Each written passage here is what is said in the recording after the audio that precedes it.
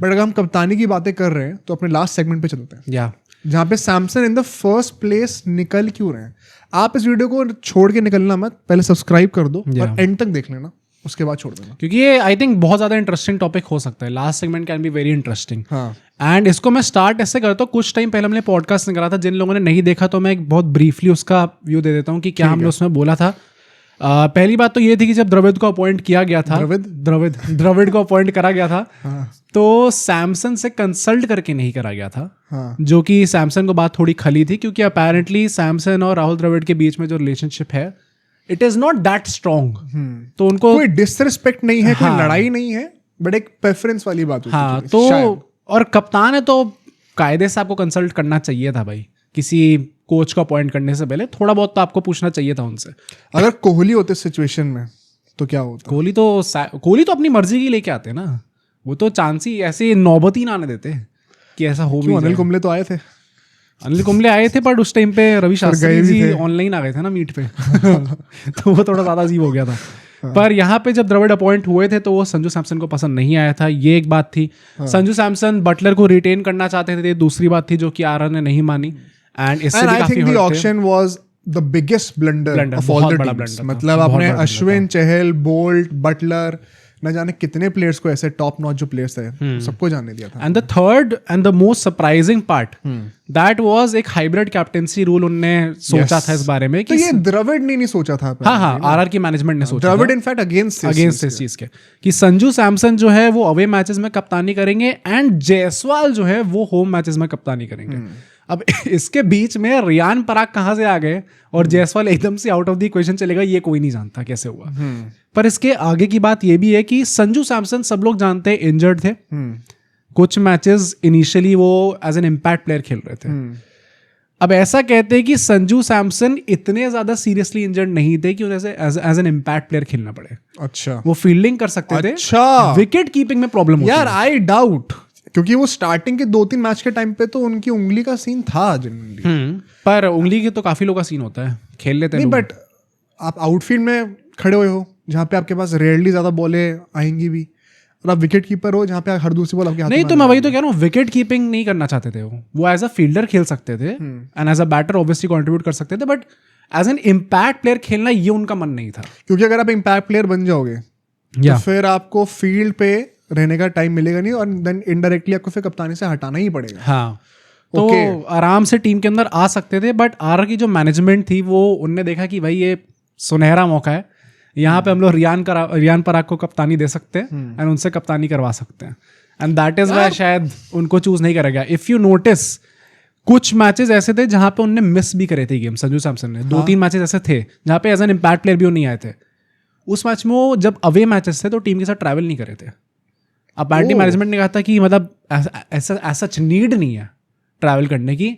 गायकवाड़ को आप ये वेरीफाइड है भाई, मैंने जितना सुना मैं वो बता रहा हूँ, आई डोंट नो कि इसमें कितना सच हो सकता है। भाई कोई कमेंट करके जरूर बताना, ये चीज़ों को वेरीफाई भी कर लेना। हाँ, कि वो उस मैच में ट्रैवल करे थे कि नहीं करे थे। गायकवाड़ को आप देखो, वो इंजर्ड हो गए थे स्टार्टिंग में, वो पूरे सीजन सीएसके के साथ थे क्योंकि कप्तान थे भाई। कप्तान टीम के साथ नहीं होगा क्या? तो धोनी भी थे, धोनी तो प्लेइंग 11 में रहते। हाँ, तो ये बात उन्हें थोड़ी ज्यादा अजीब लगी थी एंड द्रविड़ को भी अपेरेंटली ये चीज पसंद नहीं आई थी जब रियान पराग को एकदम से पुश करा जा रहा था। इस टाइम पे राजस्थान रॉयल्स का जो कैंप है वो 3 हिस्सों में डिवाइडेड है। एक चाहता है कि संजू सैमसन अभी भी टीम में रहें और कप्तान बने, एक काफी स्ट्रॉन्ग कैंप चाहता है कि जायसवाल जो है उनको नेक्स्ट कप्तान बनाया जाए। उसके लिए फिर मुंबई में शिफ्ट करने पड़ेंगे ना 2-3 मैच शायद, क्योंकि जहाँ जो होम ग्राउंड होता है वहीं पे कप्तान बनता है। एंड रियान पराग जो है काफी लोग उनके पीछे भी हैं कि इनको कप्तान बनाया जाए। इस टाइम पे लीड कौन कर रहा है रेस? जायसवाल नहीं होने सबसे ज्यादा लोग शायद सोच रहे कि नहीं, मुझे लग रहा है हो रहा है। तो रियान पराग को 2 मैच खेले कप्तान बनने का point it was a disaster. फिर तो कंटिन्यू करो ना आप उनके साथ। नहीं तो भरोसा दिखाया उन पे तो। भाई जायसवाल वी ऑल नो चाहते हैं कप्तानी, जैसे हम चाहते हैं कि आप लोग सब्सक्राइब करें हमारे चैनल को, तो जरूर करना उस चीज को। चाहते नहीं, ये नॉन नेगोशिएबल है। तो और ये जायसवाल के लिए भी नॉन नेगोशिएबल है। क्या? अगर कप्तानी नहीं मिली इतना सब करने के बाद भी तो शायद वो छोड़ देंगे भाई। अगर इतनी सारी टीम्स उनको ऑफर कर रही है कप्तानी, तो उनमें क्या ऐसा क्या है आरआर में कि वो यहाँ पर रुक जाए आके? पर जायसवाल के कप्तानी के क्रेडेंशियल्स ऐसा कुछ है भी तो नहीं। पर रियान पराग के भी नहीं थे। नहीं मतलब मैं बाकी टीम्स के पॉइंट ऑफ व्यू से कह रहा हूँ, जैसे केकेआर में अगर वो आएंगे कहेंगे कप्तानी दे दो। नहीं पर ऐसा वही है ना कि लास्ट सीजन स्टार्ट होने से पहले ये भी मैंने उस पॉडकास्ट में बोला था कि कुछ टीम्स ने उनको कप्तानी के साथ ऑफर करा था। हाँ कि आप आ जाओ। तो और मुझे लगता है कि कोई इतना बड़ा खिलाड़ी होता है, इतना बड़ा अपकमिंग यंगस्टर होता है, तो उसको कुछ ना कुछ मिल ही जाता है भाई। मतलब शुभमन गिल क्या इस टाइम पे the next guy is Jaiswal, जो सब लोग देख रहे हैं जिसकी ओर। प्रॉब्ली द 3 फॉर्मेट प्लेयर वो बन सकते थे, अब तो नहीं होने अब तो सिर्फ रेड बॉल पे फोकस करने को कहा गया उनको फॉर द टाइमिंग। बट ये बात भी थी, आरआर के कैंप अभी 3 हिस्सों में डिवाइडेड है। हाँ। अब इस चीज में राहुल द्रविड़ कहाँ पे आते हैं? हाँ। ये रीजंस थे जो कि जिस वजह से सैमसन छोड़ना चाहते हैं। अच्छा। राहुल द्रविड़ ने जो रीजन छोड़ा है, जिस रीजन से, वो भी बात करते हैं एक बार। पहली बात तो ऑब्वियसली ही was pissed about not being heard in the team. Rahul Dravid, हाँ, अपेरेंटली जो वो सजेशंस दे रहे थे वो एकदम सही तरीके से नहीं लिए गए टीम के अंदर। मतलब वो ऑक्शन में ले तो लिए, ऑक्शन में आके आई थिंक उनने उसके बाद क्या लेने बनते थे। मैं भी यही कहने वाला था, ऑक्शन में आई थिंक उनने इतना टैलेंट दिखा दिया था कि लोगों ने सोचा कि राहुल द्रविड़ के लिए ना बहुत गंदा लगता है, बहुत बुरा लगता है, क्योंकि बहुत ज़्यादा रिस्पेक्ट है, बट T20 में सैडली वो अडेप्ट नहीं कर मुश्किल है, टैक्टिकली नहीं कर। ऐसा ही सेम बुरा मुझे केएल राहुल के लिए लगता है कि वो T20 में भी अडेप्ट नहीं कर सकते, but I so want that guy to succeed. ये तो हम वैसे टाइप की पर्सनालिटी है विराट को भाई, T20 लेजेंड, T20I लेजेंड। एक ये रीजन था राहुल द्रविड़ का गुस्सा होने का। सेकंड ये था कि हर्षा भोगले को तो लगता है, लेकिन हर्षा भोगले, संजय मांजरेकर, दोनों को लगता है। संजय मांजरेकर को तो रोहित शर्मा के लिए, हर किसी के लगता है उनको। उनका वो भाई उनका सीजन चेंज होते हैं उनके। पर जो दूसरा रीजन है वो ये है कि जो राजस्थान रॉयल्स ने बोला भी है कि हम उनको एक बिगर रोल ऑफर कर रहे थे। ये तो नौटंकी है। नहीं तो बिगर रोल में अपेरेंटली शायद वो ऑफर कर रहे थे, बट बिगर रोल वो वैसा था कि प्रेसिडेंट और पीएम जो होता है ना इंडिया में, कि प्रेसिडेंट का एक स्टैंडिंग देखो तो पीएम से ऊपर होती है, बट काम उतना करने को नहीं होता, पावर पीएम के पास होती है। तो जब वो टैक्टिकल अपना सजेशंस नहीं दे सकते थे, प्रॉपर्ली इन्वॉल्व नहीं हो सकते थे, तो उन्हें वो खुद भी ये चीज़ नहीं करनी थी।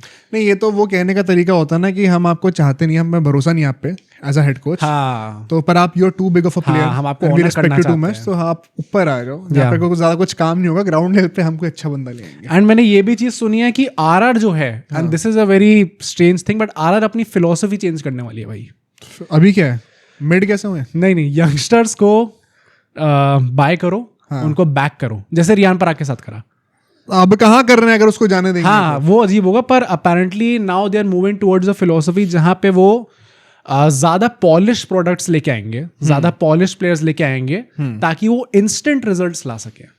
ये शायद आरआर की फिलोसफी होने वाली है going forward. And Rahul Dravid और आरआर की management, Chahal, Boult, Buttler, Ashwin, ये सब क्या अभी तक जो आपने करा, मतलब वो सब बेवकूफी करी। अब नहीं, तो वो क्या यंग प्लेयर्स थे, वो भी तो फिलोसफी तब भी वही थी, कह सकते हैं, पर मतलब काफी यंग प्लेयर्स भी है ना टीम के अंदर इस वक्त। वो तो द्रविड़ की छाप है ऊपर। हाँ, द्रविड़ के क्या ये रहा है हमेशा से किया। तो मैं वही कह रहा हूँ ना कि इन दोनों की जो आपस में मेंटालिटी है वो मैच नहीं हो रही थी। That is why they thought कि यार हमें शायद जाने देना चाहिए इस टाइम पे। तो अब सैमसन को देके फिर कौन लाएंगे ये लोग?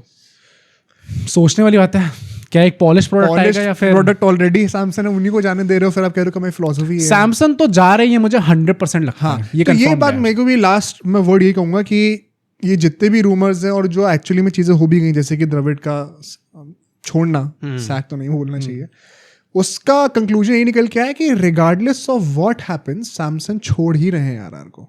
ये सबसे स्ट्रांग अभी रिपोर्ट है। हाँ, एक कोई चमत्कार ही हो जाएगा अगर सैमसंग जो है लास्ट में आके रुक जाते हैं।